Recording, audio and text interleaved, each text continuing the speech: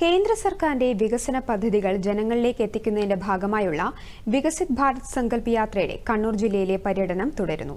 പര്യടനത്തിന്റെ ഭാഗമായുള്ള Mary Kahani Mary Zubani എന്ന പരിപാടിയിൽ നിരവധി കേന്ദ്ര സർക്കാർ പദ്ധതികളുടെ ഗുണഭോക്താക്കളാണ് തങ്ങളുടെ അനുഭവങ്ങൾ പങ്കുവച്ചത്. PM തൊഴിൽദായക പദ്ധതിയുടെ ഗുണഭോക്താവായ പ്രേംരാജിന്റെ പ്രതികരണത്തിലേക്ക്. PMEGP പദ്ധതി പ്രകാരം ഒരു യൂണിറ്റ് തുടങ്ങിയിട്ടുള്ളത്. അത് പരിസ്ഥിതി സൗഹൃദ ഒരു സോപ്പ് നിർമ്മാണ യൂണിറ്റാണ്.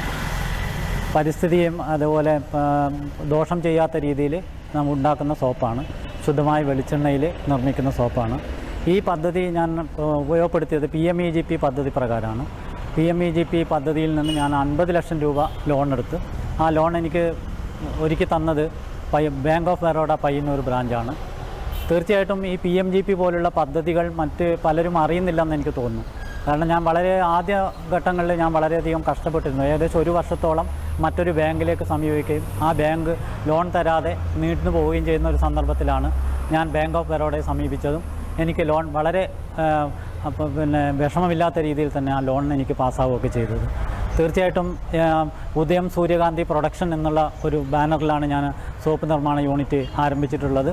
15ഓളം പേര് ജോലി ചെയ്യുന്നുണ്ട്. ഒരു ദിവസം ഏകദേശം 3000 സോപ്പ് എന്ന രീതിയിൽ ഉൽപ്പാദനം നടത്തുന്നുണ്ട്.